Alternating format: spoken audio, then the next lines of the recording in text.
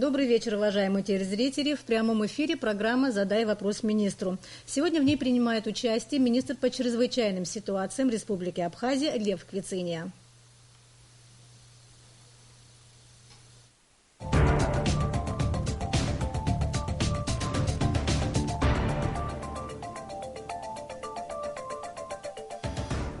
Квициния Лев Константинович родился 10 ноября 1960 года в селе Атара Чемчирского района.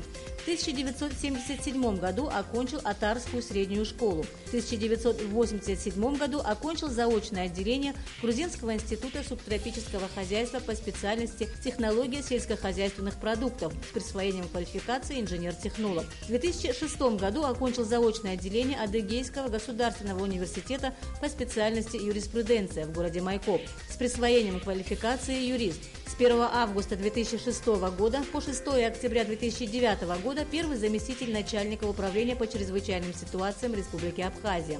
6 октября 2009 года начальник управления по чрезвычайным ситуациям Республики Абхазия. В 2009 году Лев Квициния окончил заочное отделение Академии государственной противопожарной службы МЧС России, факультет руководящих кадров с присвоением квалификации менеджер по специальности государственное и муниципальное управление. С июля 2014 года министр по чрезвычайным ситуациям Абхазии. В 2010 году решением Высшего аттестационно-квалификационного комитета Российской Федерации Квициния присуждена ученая степень кандидат технических наук. Является соавтором монографий по системе безопасности и жизнеобеспечения потенциально опасных объектов, автоматизации предотвращения пожаров. Лев Квициния – обладатель ряда наград. Награжден медалью МЧС России, участнику чрезвычайных гуманитарных операций в 2015 году приказом МЧС Донецкой Народной Республики награжден крестом за заслуги. Принимал участие в Отечественной войне народа Абхазии 1992-1993 годов. Добрый вечер, Лев Константинович. Добрый вечер. Лев Константинович, очень рада с вами сегодня пообщаться. Расскажите, пожалуйста, что такое МЧС сегодня, что это за структура и как вы реализуете свои цели? Это государственный орган исполнительный, который в первую очередь это защита населения, это пожарная безопасность, безопасность водных объектов, это предупреждение, ликвидация чрезвычайных ситуаций. Понятно. Хотелось бы узнать о том, на какую нормативно-правовую базу опирается МЧС в своей работе, а какие стандарты и законы используются. Вы знаете, в этом направлении еще много вопросов не доработано. Мы сегодня пользуемся положением об МЧС Республики Абхазия и пользуемся еще положением несения службы еще при управлении чрезвычайной ситуацией, которое было утверждено. Скажите, насколько создает проблемы несовершенство нормативной базы? Вы знаете, на самом деле это очень серьезный вопрос. Сегодня мы уже представляем закон об МЧС, еще не утвержден статус МЧС. Эти моменты дают некоторые неудобства, но мы беседовали с президентом республики, сегодня же мы говорили неоднократно с премьер-министром. Я думаю, что в ближайшее время эти вопросы будут решены. Что значит статус МЧС? В чем он должен выражаться? Статус МЧС, МЧС создавался в Республике Абхазия на основе пожарной службы. Пожарные с 1905 года, скажем так, была создана в Абхазии. Они всегда были в погонах, а МЧС, спасатели. В разных регионах, в разных странах оно по-разному. Но мы, создавая управление по чрезвычайным ситуациям, это было в Министерство обороны, при Министерстве обороны, потом нас передали в кабинет министров.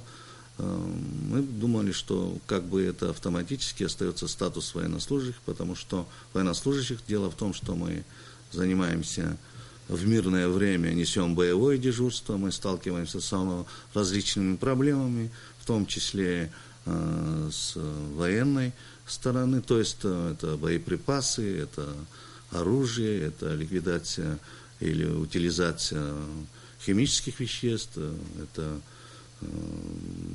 часто, то есть порой, не раз, не два в неделю нам приходится утилизировать, уничтожать оставшиеся снаряды, то есть несем боевое дежурство, охраняем туннель и так далее.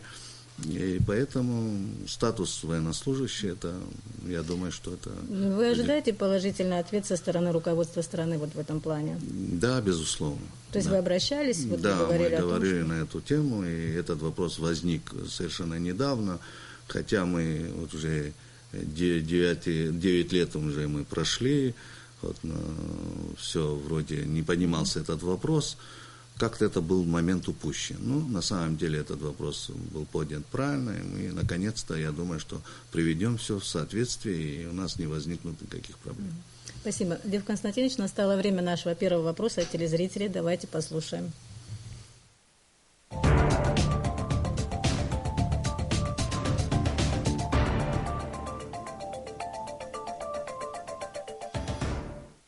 У меня вопрос к министру. Достаточно ли в МЧС специальной техники и оборудования? Спасибо за вопрос. Значит, касаемо техники, оборудования. На самом деле, на сегодняшний день я могу сказать смело, что необходимое оборудование, техники для пожаротушения, для выполнения задач в чрезвычайных ситуациях и в морском бассейне, то есть это маломерные суда, оборудование необходимое для работы в горных условиях. В принципе, на 80% мы обеспечены. Скажите, какая техника? Вообще могли бы просто назвать, чтобы иметь представление о том, какая техника задействована? Маломерных судов, понятно. Я хотел бы сказать, что несмотря на то, что Абхазия очень имеет определенный большой запас воды, при пожарах у нас всегда возникает проблема с водой. То есть это гидранты, это неравнинность, то есть это иногда порой в городе не везде проходит водопровод, то есть где можно набирать воду. И поэтому мы сейчас имеем машины емкости 7,5 тонн, 5,5 тонн. Это очень помогает. Раньше даже говорили, что мы выезжаем на пожар без воды, потому что если мы выходим на пожар и емкость 2,5 тонн, она буквально за 5 минут воды не окажется, и заново придется ездить за водой. Это время, это на самом деле, когда пожар, люди они не чувствуют этого времени, они хотят быстрее, это понятно, мы это понимаем. Поэтому у нас есть машины повышенной проходимости, КАМАЗы, которые обеспечивают воду, и оно дает нам возможность быстрее реагировать и выполнять те задачи, которые перед нами. А достаточно ли количество этой техники? Хватает, чтобы везде успеть? Касаемо пожарных машин, достаточно. Помимо пожарных машин у нас есть спецмашины, оборудование световыми башнями, потому что чрезвычайная ситуация – это не только пожары, это в горных условиях, это происшествия на дорогах, то есть в ночное время и так далее. Есть у нас оборудование машины, которые позволяет нам проводить работы и в ночное время. Есть машины аппаратехники, которые оснащены всеми необходимыми для проведения взрывных работ. Есть кинологическая служба, которая тоже в случае завала, в случае поиски людей, с чем мы часто сталкиваемся. То есть есть все необходимое, в принципе, для проведения таких работ. Понятно.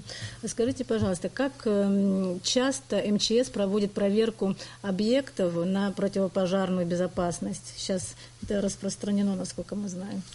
Вы знаете,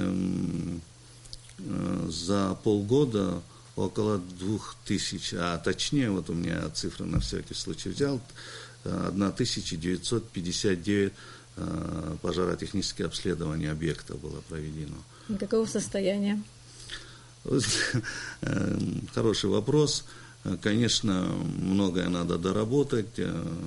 В этом направлении надо работать и работать, потому что оно связано со многими факторами. Некоторые объекты на самом деле надо закрывать, потому что люди, экономя там определенную сумму небольшую, они могут потерять гораздо больше. Могли бы назвать конкретно предприятия? Наиболее опасные, связанные с большими жертвами, если что там произойдет? Вы знаете, это места массового скопления. Очень тревожно связано с нефтепродуктами, заправками, самой нефтебазы. Тревожна ситуация на рынках. Мы, к великому сожалению, сталкивались с этими проблемами, когда горел рынок, и доступ транспорта, пожарных было тяжело осуществлять. Ну, ведется работа, но очень медленно. Хотелось бы, конечно, все это привести в порядок, и у нас должно быть взаимопонимание.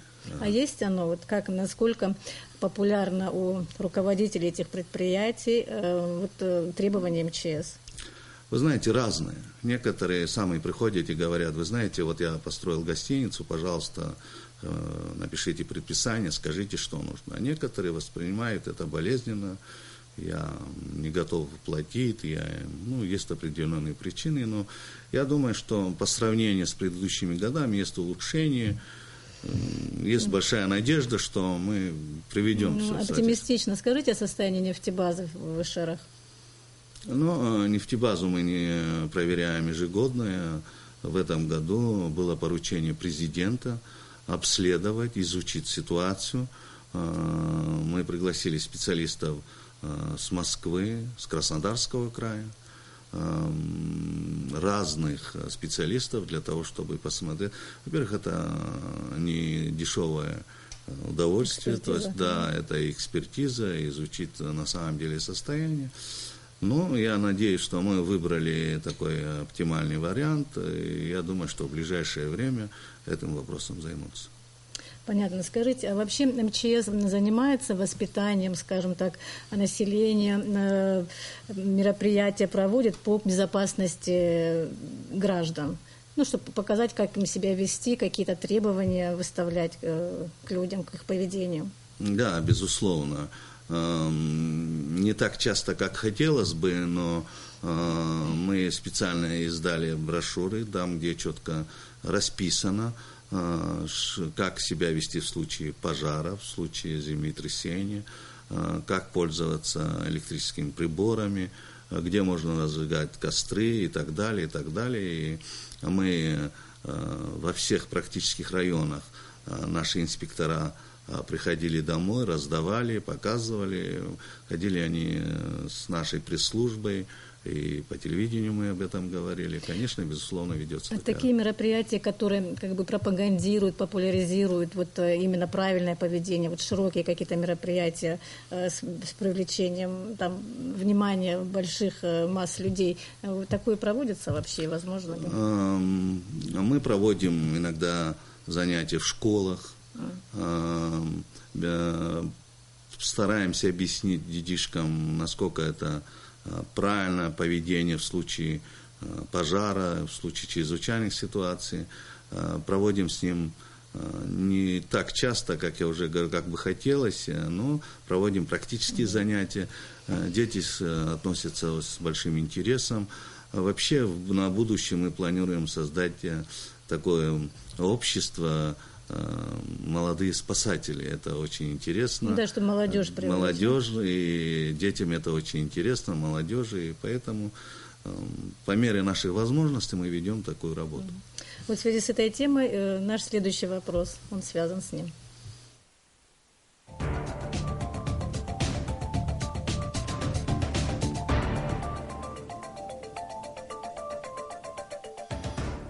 Посоветуйте, как жителям Абхазии избегать чрезвычайных ситуаций. Такой вопрос. Как избегать чрезвычайных ситуаций? Как не попадать в них? Как подстраховать себя? Вы знаете, если это сказать в двух словах, то чрезвычайные ситуации в некоторых случаях мы создаем сами. В основном, наверное. Да, потому что особенно связано с детьми, связано, когда есть какие-то праздники, мероприятия. Потом каждый раз надо, уходя из дома, мы всегда говорим, это отслеживает все, что связано с электричеством, не только с электричеством, это поведение даже на улице, на море и так далее. А чрезвычайные ситуации, если это техногенного или природного характера, это никто не сможет, в принципе, прослеживать, это очень сложный процесс. Если отслеживается, то это где-то на 50%.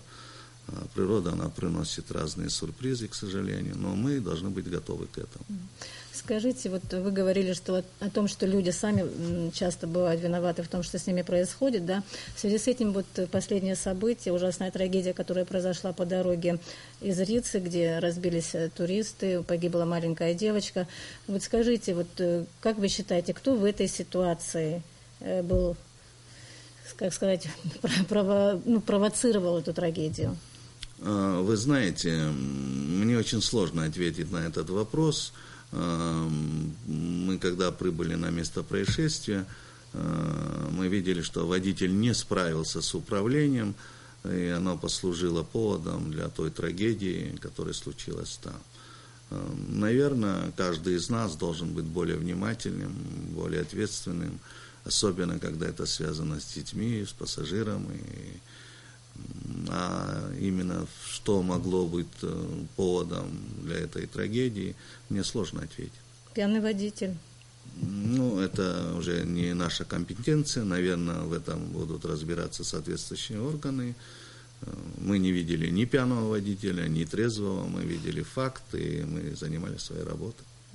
Понятно. Скажите, вот в связи с таким достаточно большим наплывом туристов, да, как вы считаете, что МЧС в этой связи должно сделать? Как-то обезопасить людей, которые приезжают сюда отдохнуть, они расслабляются, может быть, действительно попадают в какие-то ситуации нехорошие? Вы знаете, на самом деле, с одной стороны, душа радует, что в Абхазии такой большой наплыв отдыхающих, это деньги, это бюджет республики. С другой стороны, насколько мы готовы к этому. В связи с этим, что я хочу сказать? Большую роль играют это пансионаты, санатории, те, которые несут ответственность за тех отдыхающих, которые проживают в этих пансионатах или санаториях, или же даже в частных домах. Конечно, приезжая сюда, отдыхающие, они расслабляются, многие моменты они не знают, и я думаю, что с ними надо проводить определенную работу, объяснять, рассказывать и так далее. В принципе, нельзя их оставлять без внимания. И во многих случаях это является причиной тех трагедий, которые, к сожалению, случаются. Понятно. У нас еще один вопрос. Пожалуйста, вопрос от нашего телезрителя.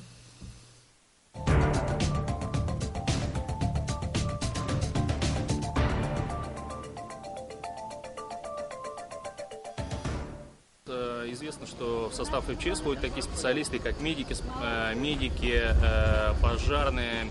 И хотелось бы задать вопрос, есть ли какие-то кадровые проблемы и с данными специальностями? Спасибо. Спасибо за вопрос. С такой проблемы у нас нет. И есть проблема, на самом деле серьезная проблема, в том, что не хватает штатов, то есть мы прекрасно понимаем на сегодняшний день содержание одного спасателя или бойца. Это накладно для нашей республики, но специалистов достаточно, и мы стараемся, учитывая, не выходя из штатного расписания, решать те вопросы, которые перед нами стоят. Ну, есть действительно редкие специалисты. Ну, не знаю, насколько у нас спелеологи редкие, допустим. Вот как вы считаете, еще вот наверняка какие-то там эксперты, которые нужны. То есть и вы их приглашаете, да, так обычно бывает? Вы знаете, вначале были большие проблемы. На сегодняшний день мы эти вопросы решаем. У нас есть прекрасные отношения с нашими коллегами, мы отправляем на обучение, проходят повышение квалификации, практику и так далее. И поэтому у нас на территории России открыты для нас двери, мы берем определенный, набираем опыт, и поэтому таких вопросов, в проблем на сегодняшний день я не вижу. Скажите, каким должен быть боец МЧС? Чем вы руководствуетесь, когда берете людей на работу, специалистов? Вы знаете, на самом деле, если посмотреть статистику МЧС кадровый, да, вот поток людей, которые устраиваются у нас на работу, у нас практически те, кто пришли на работу, редко, когда кто-то возвращается, уходит с этой работы. Первое – это физическое состояние, психологическое состояние. Человек должен любить свою профессию. Я могу сказать гордо, что те ребята, которые служат, и девчата, которые служат в МЧС, они преданы своей работе, и поэтому у нас кое-что получается. Спасибо. Скажите, а вот если затронуть финансовую сторону, зарплата, насколько она удовлетворяет сейчас требованиям вот той работы, которую они выполняют? Вы знаете, сейчас, конечно, уже все в жизни меняется, и уровень жизни меняется. Тогда, когда нам добавили зарплату, тогда мало кто получал такую зарплату. Ну, а сегодня рынок меняется. Конечно, хотелось бы получать больше, потому что на самом деле ребята заслуживают, они работают. Мы вообще должны были работать там в 4-сменку, работаем в 3-сменку. В случае чрезвычайных ситуаций ни дня, ни ночей. То есть ребята не могут работать в других отраслях, где-то подзарабатывать. Они преданы своему работу, но я надеюсь, что и этот вопрос постепенно ситуация изменится. То есть он планируется, да, как бы, решить его? Да, безусловно. Понятно. Лев Константинович, насколько тесно взаимодействует с МЧС России? Насколько мы знаем, вся вот эта техника, вот мы говорили до беседы, которая находится сейчас у МЧС Абхазии, на нее наше государство затратило, можно сказать, там, минимальное количество, да, денег. Вот в связи с этим, как вам удалось, во-первых, наладить такое взаимоотношение и оцените вообще характер взаимоотношения? Вы знаете, я могу сказать с гордостью, отношения с нашими коллегами МЧС России, Абхазии, можно сказать, с первого дня у нас это удалось. Они с пониманием подошли к этому вопросу, понимают, насколько важно молодой стране поддержать, помочь в чрезвычайных ситуациях. И мы делали первые шаги, много для нас было новшеством. Во всех вопросах они помогали и помогают. Была специальная программа. Ежегодно мы в мае месяце на выставке в Москве, там проводится выставка техники, оборудования, потом проводятся практические занятия, учения. Мы всегда участвуем. И в один из этих мероприятий, когда мы были, министр тогда был Сергей Кожугетович Шойгу, они всегда тепло нас встречают и говорят, чем вам помочь, какие проблемы. Сюда были направлены специалисты, изучили территорию, численность населения, какие могут быть угрозы, ситуации. В общем сложности на тот период была заложена.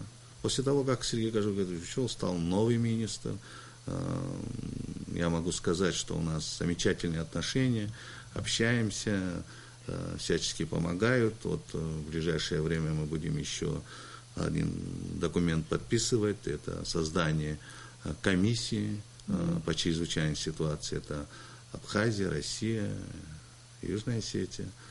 Мы чувствуем поддержку, и у нас есть соглашение, обмен информацией в случае возникновения чрезвычайных ситуаций, они поддерживают, и мы стараемся тоже поддержать, и если нужна наша какая-то определенная помощь, мы готовы всегда. То есть есть уже подписанное соглашение, в каком году вы его подписали, и какие там основные, как бы сказать, направления? В 2010 году было подписано межгосударственное соглашение, и там же было 2 пункта, это взаимодействие МЧС России и Абхазии, взаимодействие в сфере транспорта и морского сообщения. Значит, на сегодняшний день эта программа выполняется.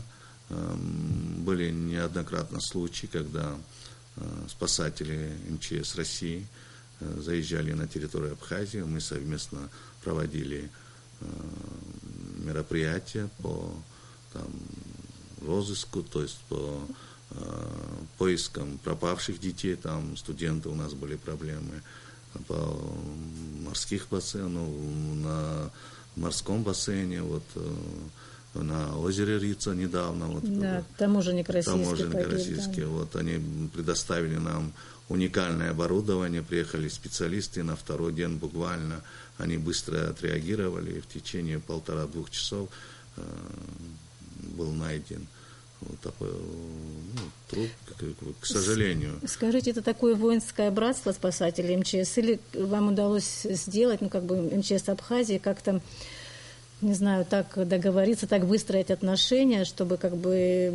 именно МЧС России стала другом во многих вещах, во многих проблемах для МЧС Абхазии? Есть МЧСовское спасательное братство. На самом деле это традиции МЧСу России уже 22 года. В этом году будет 25 лет. Эти традиции они передали нам. И поэтому больше всего это их заслуга. Они так нас принимают, они нам подсказывают, и мы это воспринимаем. И у нас сейчас сложились такие теплые, чисточеловеческие отношения, которые уже традиционно. Я думаю, что это только будет нарастать. Понятно. Лев Константинович, вот недавно была чрезвычайная ситуация в Краснодарском крае, да, когда вот Адлер, Сочи там очень затопило. Скажите, пожалуйста, готова ли МЧС Абхазии прийти на помощь соседям, допустим, если это потребуется, как вы думаете? Какие меры может принять МЧС Абхазии в этой связи? Вы знаете, когда такая беда случилась, именно здесь по соседству, мы и до этого принимали участие я сразу по телефону мы пообщались с начальником главного управления по краю. Конечно, были предложены наши возможности, это техника, людей, которые можно было в составе 50 человек и 5-6 единиц техники мы могли смело отправить туда. И, конечно, то есть ресурсы позволяли, да? Позволяли. Я написал письмо министру, в департамент, они отреагировали на нашу поддержку и отблагодарили, но посчитали, что они сами могут справиться. Лев Константинович, спасибо. Давайте послушаем еще один видеовопрос.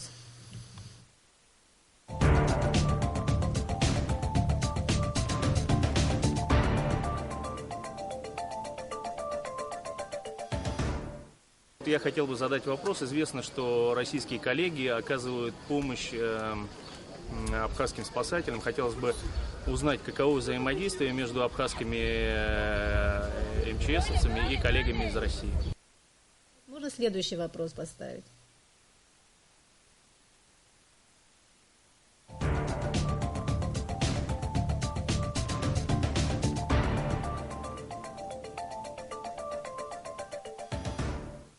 У меня еще один вопрос. Насколько мне известно, в прошлом году МЧС оказала помощь жителям Донецка. Насколько важна подобного рода деятельность? Это важность вот таких поездок, вот таких гуманитарных акций, которые проводила МЧС. И что еще планируется ли что-либо? Конечно, оказание помощи – это наши прямые обязанности. Учитывая наши скромные возможности, накануне Нового года мы туда направили 9 машин, рефрижераторов. Это нам выделила МЧС России. А население Абхазии собрали цитрусовые, вещи, многие районы поддержали. И мы свыше 50 тонн груза повезли в Донецк. Конечно, это было очень приятно. Потом у нас еще состоялась поездка в Донецкой Народной Республике. Мы были в Луганске, в Дебальцево. Конечно, увиденное нас шокировало, потому что пожарные части были разгромлены, одевать было нечего, даже укрыться было нечего. Мы решили, наши спасатели все поддержали идею, мы купили сами уже на территории России необходимые вещи, там имеется в виду, это, ну, на нашем языке это берцы, сапоги для пожарного, теплые одеяла. Мы еще раз поехали туда, повезли там сколько могли цитрусов. Конечно, там была такая ситуация, я думаю, что сегодня и не лучшая ситуация, но продолжается. Каждому, даже вот небольшому, там, пускай будет это теплые вещи, пускай будет это мундирование, неважно. Для них это на самом деле играет большую роль. Людям надо помогать. Спасибо. Скажите, пожалуйста, гуманитарные акции, не обязательно там в Донецк или еще куда-то, вот что-то планируется в будущем или какие-то наметки, может быть, есть планы какие-то? Мне очень сложно ответить, так как у нас нет никакого резерва. Гуманитарная акция зависит от чрезвычайной ситуации. Возникают проблемы там, где необходима там, вода, физическая помощь там, и так далее. Так, в зависимости от ситуации мы, в принципе, готовы. Мы будем, если такой вопрос станет, мы будем решать с руководством. Я думаю, что мы можем оказать какое-то содействие гуманитарное. Понятно, спасибо. 2 недели назад, 11 июля, столица Абхазии, точнее ее центральная часть, оказалась подтопленной в результате сильных дождей, да, и разлива рек. Особо тревожное положение сложилось на улице Титова. Также смыло участок в Ишерах, достаточно протяженный участок. Как вы оцениваете работу, которую провели МЧС в эти дни? И справилось ли ведомство с задачей, которая вот была поставлена? Я считаю, что мы справились с задачей, потому что, к великому сожалению, такие проблемы не бывают часто. Спасатели уже знают, какие слабые места, какие районы больше затапливаемые. Это вот Титова, Чанба и так далее. Мы даже знаем, какие дома больше пострадают в случае проливных дождей. Поэтому ребята в обычном режиме, имеется в виду, когда случаются такие чрезвычайные ситуации, они отработали. Я могу сказать, что молодцы просто. Я горжусь своими сотрудниками, что они знают каждый свою работу. Спасибо. Следующий вопрос у нас на связи, пожалуйста.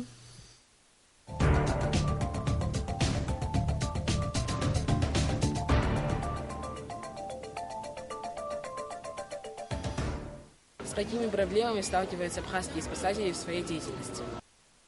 У нас юный телезритель вчера изъявил желание задать вам вопрос. Пожалуйста.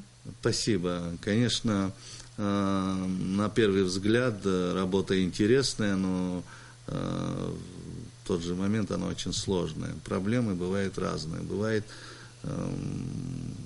надо помочь, надо сделать все возможное, но пределы человеческих сил, они ограничены. И нам приходится тяжело переносить тогда, когда мы немножко опоздали, или надо было немножко по-другому, вовремя, или оперативнее.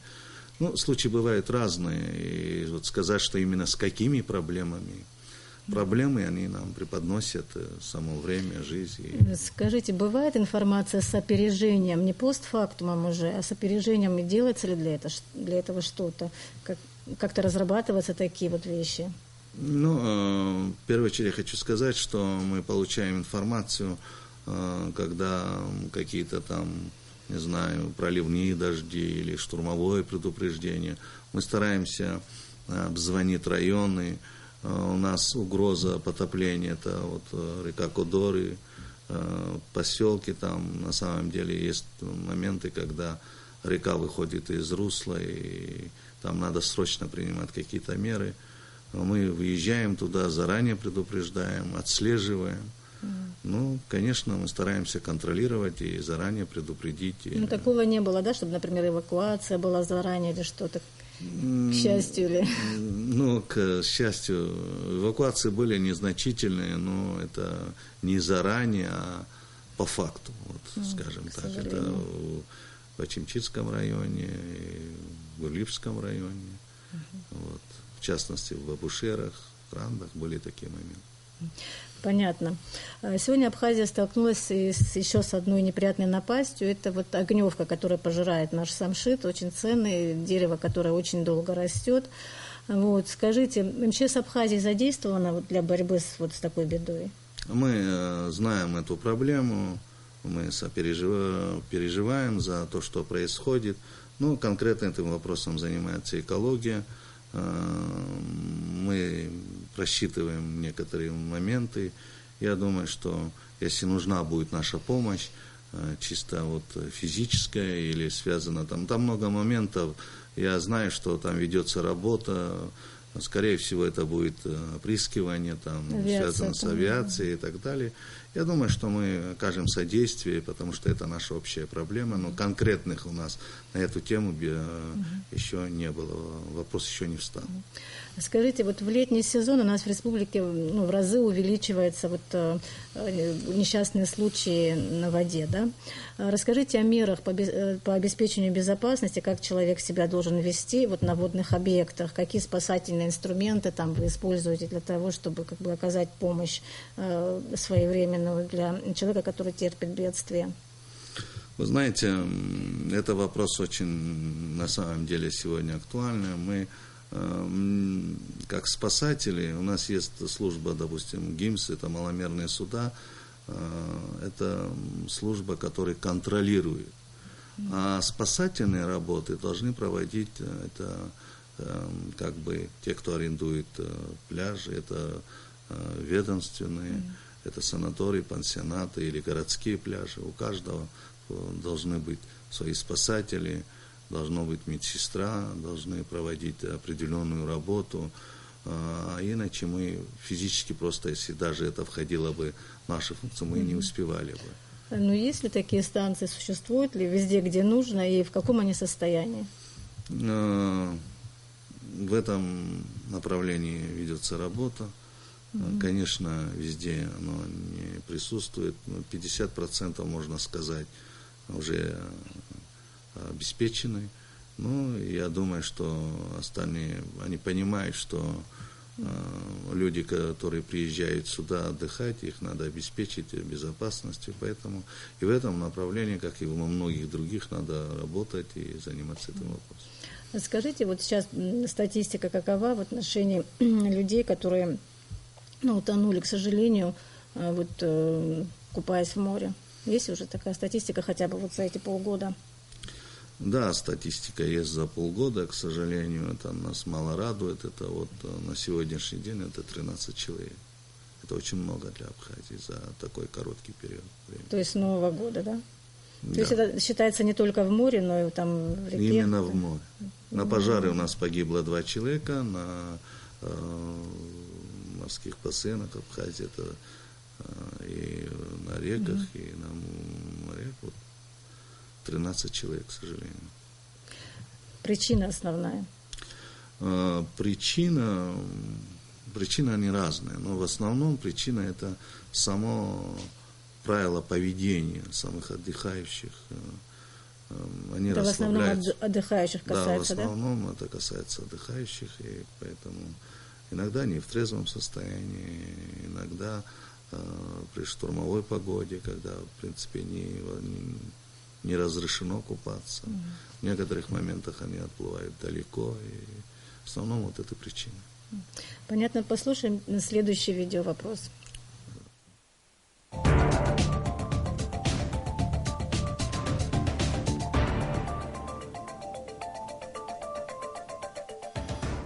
Наболевших проблем много в Абхазии. В частности, у меня есть такие вопросы, почему нету пожарно-прикладного спорта, почему она не развивается. В сентябре в Санкт-Петербурге будет проводиться чемпионат мира по пожарно-прикладному спорту. Однако этих спортсменов не стало. Есть еще проблема учебных заведений, которое было создано, факультет пожарной безопасности, и этого тоже не стало. Есть еще другие ряд проблем, например, в частности, люди, прослужившие 20 лет и более в структурах МЧС Абхазии, их отправляют на пенсию, но они пенсиями не обеспечены. Почему эти вопросы не решаются, а просто людей без пенсии отправляют на заслуженный отдых? И очень много проблем связаны и с вооружением, пожарно-техническим вооружением. Нужно обратить внимание на подразделение, находящееся лицо визитной карточки Абхазии, город Новый Афон. Нужно эту пожарную часть привести в порядок. такой целый блок вопросов. Можно начать с конца, так сказать. Пожалуйста, вот о состоянии Новоафонской части. На самом деле, Новоафонская пожарная часть, там сложности определенные, потому что в том месте, где они находятся, это не решение вопросов. Мы неоднократно обращались с письмом, это не один год вопрос решается. Честно говоря, все упирается в финансы. Конечно, хотелось бы построить нормальные пожарные части в Новом Афоне. На самом деле это, вы знаете, сколько отдыхающих, Афон, святые места и так далее. Но пока нет таких возможностей. Во всех этих вопросах, которые сейчас, вопросы они правильные, я согласен с этой проблемой, и пожарно-прикладному виду спорту, вооружение. Мы прекрасно понимаем, сейчас, на сегодняшний день, решать эти вопросы не так уж легко, потому что, вы знаете, если ставить только вопросы о пожарной и прикладном виде спорта, у нас в Абхазии очень много проблем. И все эти вопросы неоднократно расписаны, переданы в руководство, они рассматриваются. Я думаю, что руководство, оно решает поэтапно определенные вопросы. Есть, первое, больше значимые вопросы, которые там связаны с медициной, там, и с другими проблемами, садики, школы и так далее. Я не говорю, что это пока мы справляемся относительно. Я думаю, что в ближайшее время, год-два, и этот вопрос будет решаться. В городе Сухум МЧС достаточно быстро реагирует на различные там происшествия. Как обстоит ситуация в регионах нашей республики? Сколько территориальных органов вообще у МЧС в Абхазии? В каждом районе практически, начиная от 11 пожарных подразделений, и один пост, включая этот пост на Псху, там у нас небольшое подразделение, там в составе 6 человек, которые на самом деле оказывают большую помощь, потому что часто сталкиваемся с той проблемой, что туристы там теряются, к сожалению, есть гибель людей и так далее. А мы туда отправили машину одну пожарную, сейчас строим небольшую пожарную часть, где будут находиться спасатели, пожарные. Настолько оперативно. Вы знаете, в каждом районе есть необходимая техника, бойцы одеты, обуты, проблем особых нет. Но расстояние, если в советское время там были совершенно другие нормативы, там, допустим, в Гальском районе было несколько пожарных подразделений, сегодня один. Пока машина доедет до места пожара или чрезвычайного, есть определенные моменты, это время, а время это играет в нашей работе большую роль. И поэтому реагирование, ничего не могу сказать, это они быстро, оперативно идет, и информацию мы получаем и сюда в центр, и реагирование идет, насколько оперативно мы сможем, потому что все зависит не только от нас, и от расстояния, безусловно. Вот был вопрос о том, что если спорт пожарно-прикладной, да, и все-таки мы знаем, что совершенно недавно вот было, когда 9 лет исполнилось МЧС, были такие показательные учения. Проводятся ли тренировки, аттестации спасателей и насколько часто? Безусловно, конечно, есть специальная служба, которая проводит подготовку, конечно, пожарные, спасатели, они должны быть всегда в физической форме, поэтому мы проводим занятия, соревнования и потом уже по пожарно-прикладному виду спорту. Но чтобы выходить на определенный уровень, нужны совершенно другие возможности. И поэтому здесь, на местном уровне, конечно, мы это проводим и пожарно-прикладном спорту, и футбол, чемпионат внутренний и так далее. Это обязательно, это основные моменты для того, чтобы спасатели, пожарные были в себя в форме. Понятно, спасибо. Мы немножко поговорили о статистике, и все-таки хотелось бы уточнить, ведется ли статистика происшествий и какого рода происшествий вот сейчас больше? Вы знаете, вот за эти полгода свыше 2000 раз было выездов в общем. Ну, знаете, летом, в летное время, это выезды особенно связано происшествия на море и в горах. Люди, которые приезжают сюда, в Абхазию, У нас горы очень интересные, они иногда теряются, иногда не группы, которые проходят, туристы, не регистрируются. И нам часто приходится организовывать поиски, находить их, и вот в этом. А зимой совершенно другие моменты. Это часто, в основном, это пожары. За это полгода мы 56 раз выходили на спасение на дорогах, когда бывают аварии, или же вот так же ситуация, как была сейчас на озере Рица, когда ситуации бывают разные. Но статистика показывает, что по сравнению с прошлым годом, связано с авариями, к счастью, на 33% меньше выездов. Вот. И, наверное, люди начали понимать больше, и я думаю, что ситуация еще улучшится. Было бы желательно. Еще один видеовопрос нашего телезрителя. Давайте послушаем.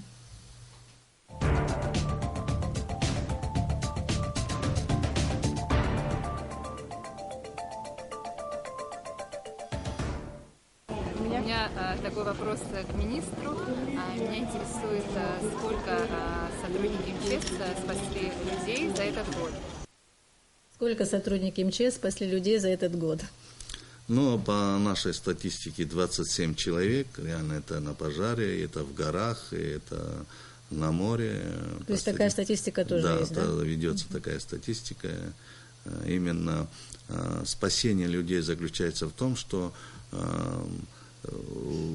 вытащить из той ситуации, которая угроза для жизни, и передать тем необходимым. Это 27 случаев, вы сказали? Да, 27 случаев. Скажите хотя бы один. Ну, первый случай это показательный. Это вот в Гаграх на море, благодаря наших спасателей, неоднократно вытаскивали с моря, которые уже тонули. Я случайно один раз попал в эту ситуацию. Это в горах, когда потерялись просто-напросто. Если бы вовремя не оказать содействие и вовремя не обнаружить, к сожалению, бывают такие случаи, что мы не находим, и сложности, и бывает и гибель людей. Поэтому... Понятно. Скажите, как МЧС реализует комплекс мероприятий по предупреждению рисками в чрезвычайных ситуациях природного или техногенного характера? Вот мы говорили об этом немножко, да, но все-таки, может быть, более подробно. Вы знаете, к великому сожалению, таких оборудований, которые бы давали бы нам результат, касаемо оползней, землетрясений и так далее, это дорогое удовольствие, у нас практически это отсутствует. Что мы можем делать? Мы мониторим реки, изучаем состояние в горах, видим, где какие оползни могут произойти, потому что Абхазия не такая уж большая территория, мы знаем, где какие угрозы могут быть, и поэтому мы отслеживаем. И если мы видим определенную угрозу, мы предупреждаем население, говорим об этом. И только вот пока таким образом. Понятно. У нас остался еще один видеовопрос. Возможно, он имеет опосредованное отношение, но, на наш взгляд, вроде имеет отношение к МЧС.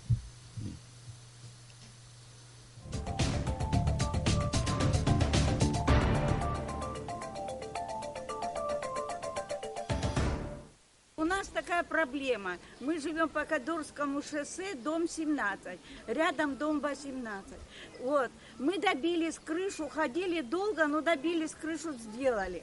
У нас стены обвалились в квартире, а стены на улице просто опасно ходить. Они метрами падают, штукатурка. Дом весь в щелях.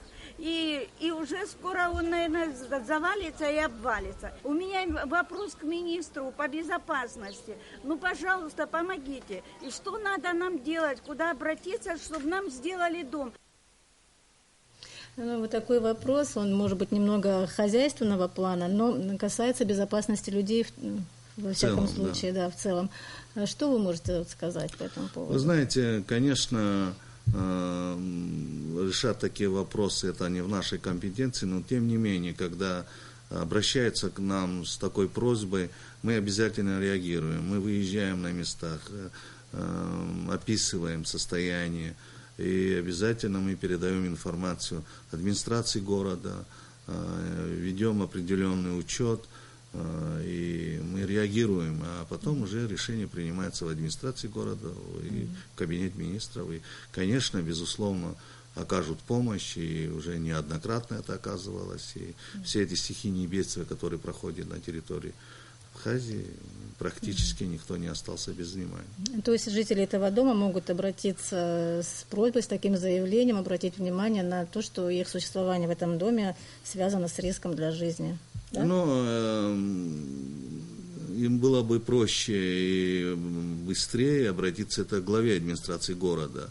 Но если там на самом деле есть угроза, может, мы чем-то поможем, и если там стены рушатся, или если на самом деле угроза, нам бы не помешало бы выехать туда, по этому адресу посмотреть и поддержать, и понятно, спасибо, я надеюсь, они воспользуются этой возможностью. И в заключение хотелось бы, чтобы вы рассказали о плановых задачах министерства на вторую половину 2015 года. У нас основной момент на полугодие – это подписание соглашения трехстороннего, о чем я говорил, Россия, Осетия, Абхазия, создание комиссии по чрезвычайной ситуации. И самый важный вопрос связан с авиацией. Мы сейчас дорабатываем некоторые вопросы.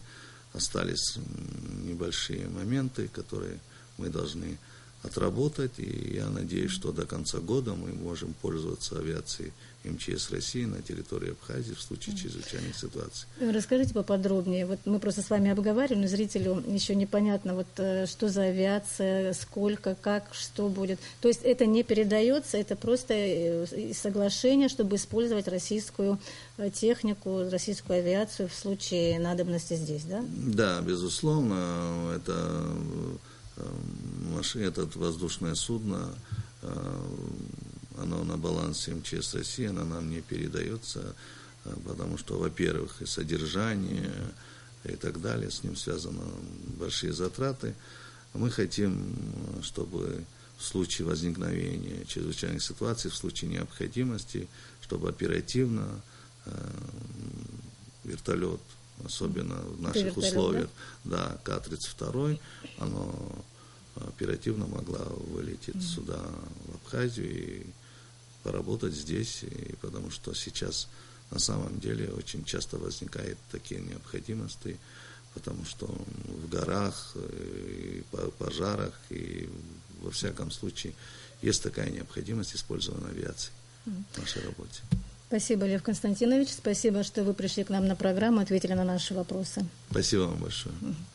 Уважаемые телезрители, в нашей передаче принимал участие министр по чрезвычайным ситуациям Республики Абхазия Лев Квициня. В следующую пятницу, 31 июля, гостем нашей студии будет министр здравоохранения Анзор Гоов. Присылайте ему свои вопросы по электронной почте вопрос.ministru@gmail.com.